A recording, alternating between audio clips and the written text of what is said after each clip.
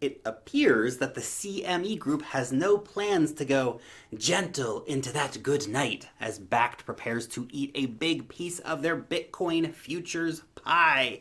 Another country makes the ridiculous decision to try to ban cryptocurrencies.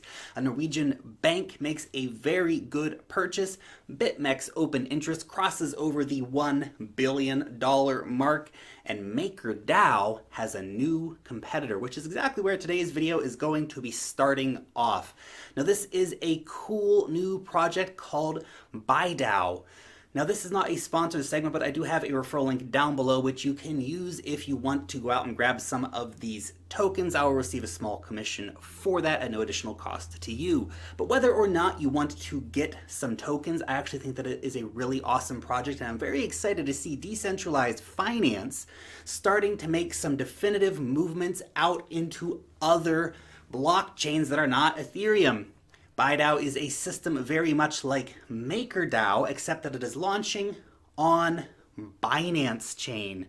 So BYBIT will issue a stablecoin like DAI in exchange for BNB collateral, thus allowing you to take collateralized debt positions on your BNB capital. And this comes just after Binance announces their lending program. So there are so many things you can do with your BNB these days. While BNB will be used for collateral and for settlement, BYBIT was actually building a new blockchain system that is really dedicated to decentralized finance across all chains. So we'll be seeking to create a blockchain agnostic ecosystem for decentralized finance. We're going to have Tezos and Cosmos and EOS and yes, even Ethereum at some point.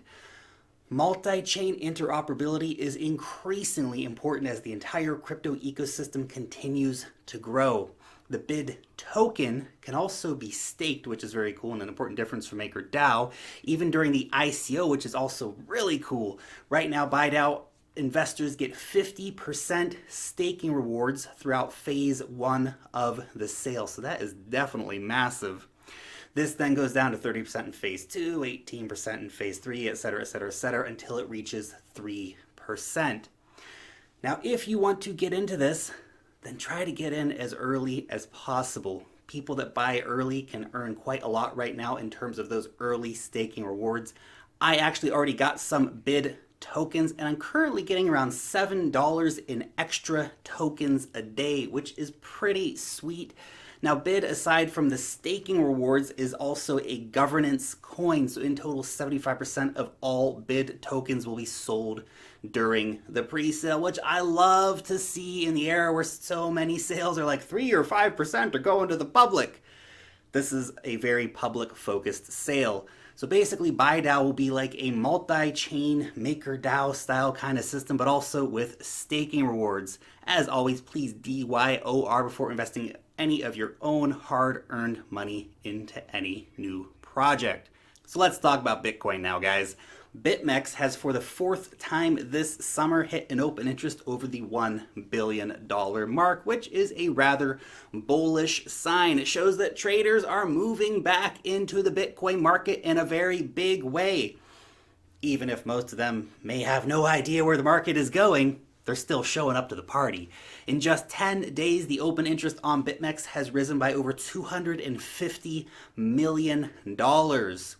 Over the weekend, Bitcoin dominance was over 71%, having now just fallen to a little under 70%, leading some people to start saying that the alt season is back. It's time for altcoins again. Yes, we have seen some green across the markets for altcoins.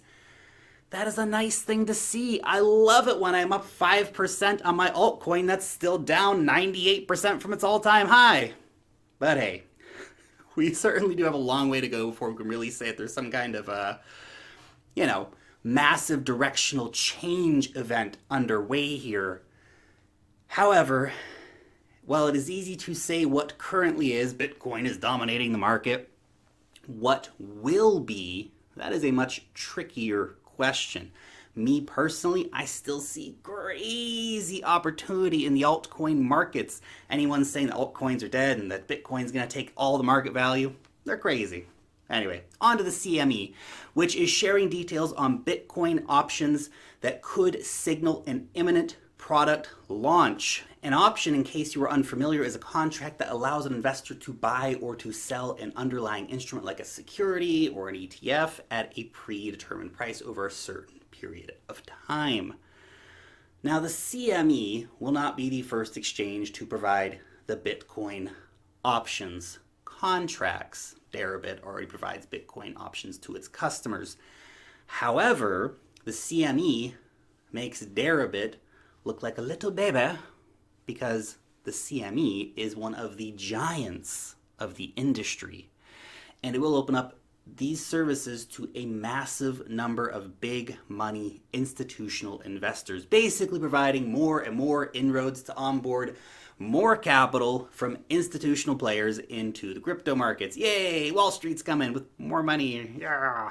But the CME may have some competition sooner than they expect, as Binance recently acquired the derivatives platform JEX, and according to industry insiders, Binance may be planning to launch Bitcoin options contracts in addition to the futures contracts, which, by the way, Binance has just finished the testing phase of their futures contracts.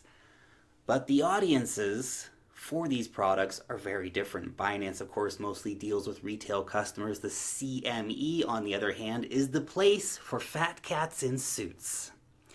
And as previously covered, the CME is a monster in the crypto industry with daily volumes in the hundreds of millions of dollars on their cash-settled Bitcoin futures. The rumored launch of their Bitcoin options, I think, is no coincidence, considering that the imminent launch of BACT and their futures products will surely cut into the CME's piece of the pie.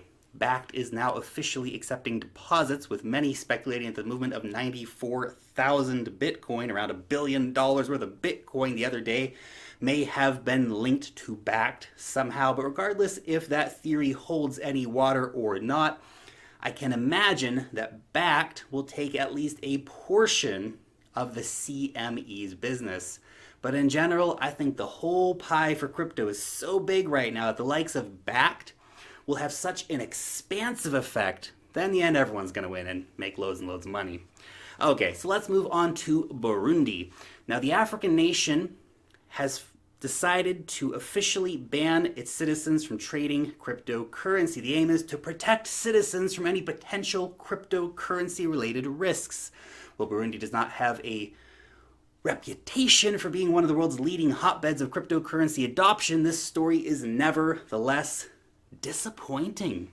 Every single human deserves to have freedom, and the freedom of finance, most importantly, it's absolutely key. Sadly, all of the cryptocurrencies are now going to be illegal in Burundi. The ban also includes remittances made using cryptocurrency, which is extra disappointing since many nations in Africa are forced to pay very high remittance fees. Apparently, some Burundians also lost funds during the trading of crypto, and they wanted the government to step in and help out. Come on, guys.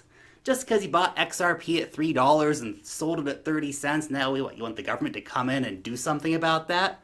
Psh! Come on, random Burundian trader dude. Take some responsibility, man. Come on, dude. Now look, I have no idea to what extent that particular part of the story is likely to be true or not, but we all know that governments in general are a bit suspicious of and don't like crypto. We know that. The most likely scenario is that the ban is meant to stop remittances out of controlled, taxable venues, which the government can exercise some degree of influence over and ensure KYC around, and of course that ensures that no one is able to avoid paying taxes. And of course, this is not going to stop crypto in Burundi, far from it. It just makes it harder for regular people to access financial freedom. It stifles innovation in payments. It makes remittances more costly, and it limits people's options. But we are humans. We always find a way. The struggle for freedom seems to be in our nature.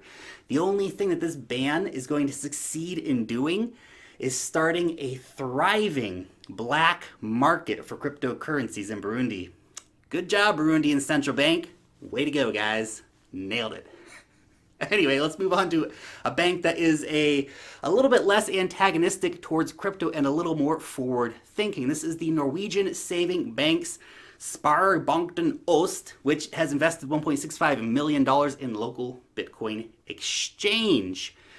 This is going to give the bank a 16.3% stake in the newly created Norwegian block exchange, which was founded by airline tycoon Bjorn Kjos. I'm sorry to all the Norwegians in the audience. I'm just butchering your language here, guys, but apologies. Anyway, so he started the Norwegian airline, which is Scandinavia's largest airline at the moment. And I think this is a super clever move from this bank, since crypto is poised to challenge the status quo and will shake the banking industry to its core. If you're a bank investing, probably a good idea to invest in competition.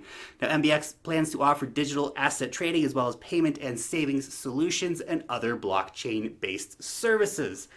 This story got me thinking, how long is it going to be until banks start accepting Bitcoin as loan collateral? It's going to happen. How long until banks start trying to compete with the decentralized finance revolution by offering more competitive and accessible services? How long until banks start offering competitive interest rates for Bitcoin deposits into savings accounts? Might sound a bit crazy now, but this is definitely going to happen at some point. Hear me now, quote me later. That's going to come at some point in the future here. But for the tech-savvy investors, banks, they're already looking super old-fashioned. If you want loans, you have MakerDAO and you have soon-to-be BIDAO. Both are decentralized services. There are more centralized services for crypto loans and lending already on offer that have rates that are way better and way more competitive than most banks anywhere in the world. You have peer-to-peer smart contract marketplaces that already exist.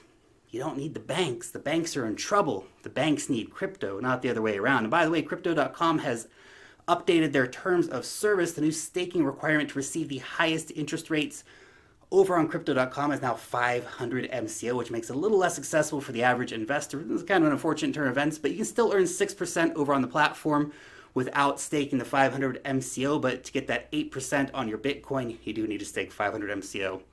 They're also now going to be offering up to 12% on all major stablecoins. So even if you are not interested in lending out your Bitcoin, then perhaps stablecoin holders might be interested in their flexible terms that will let you earn while basically sitting on stable coins during those times of market turbulence. Or maybe you just want to have a bunch of USDC sitting around. But 12%. Can you imagine any bank anywhere offering 12% a year on your fiat deposits? What do you guys think? Will banks join the fray and start offering crypto deposits and the ability to earn interest on Bitcoin and other cryptocurrencies? If they do, will you deposit crypto at your bank? Or are you happy with existing companies like Crypto.com? Or perhaps you just like the security and the freedom of holding the world's best non-interest bearing savings account, our old buddy Bitcoin. Let me know about it down below in the comment section, guys. Really interested to hear what you think about banks starting to enter into crypto land. Such a competitive space right now with payments and loans and earning and all this fun stuff going on. Anyway, if you guys enjoyed today's video, make sure to hit that thumbs up button. Yeah. And of course, subscribe to the channel if you are new around here. Long live the blockchain, and peace out till next time.